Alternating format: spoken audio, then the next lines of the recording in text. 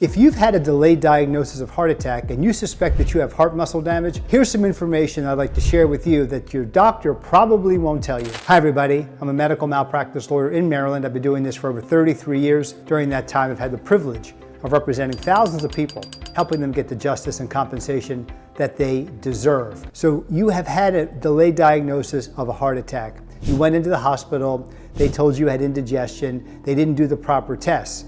And now they're telling you that you have heart muscle damage, but there's nothing to worry about. Let me share with you the piece of information that I want you to be able to know so you can ask your doctor, because this will be important information that I'm going to need for a medical malpractice case. I want you to ask the doctor, what is your ejection fraction? It's called ejection fraction. And that means the pumping mechanism of your heart. When you have a heart attack, there's been a lack of blood flow to the heart muscle. And if it goes on long enough, more and more muscle dies.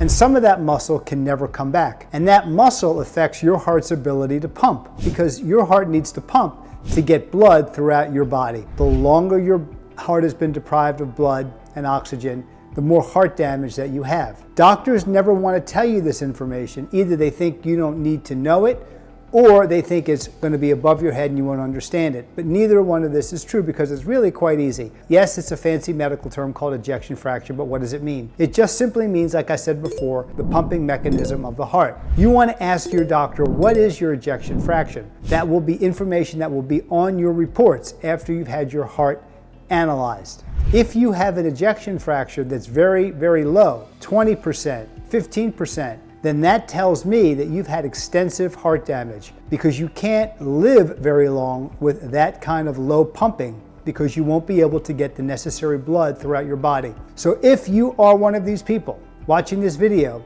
and you're not sure what level of heart damage you have, now you know to ask your doctor, what is my ejection fraction? That way you'll be able to be a more informed patient, and you're going to be able to help me help you with your medical malpractice lawsuit. Hope you found this information valuable. If you did, please hit that like and subscribe button. That way you can take advantage of all of my videos. They're free to you. I encourage you to stay as long as you want, watch as many videos as you want. Take care. I look forward to seeing you again soon.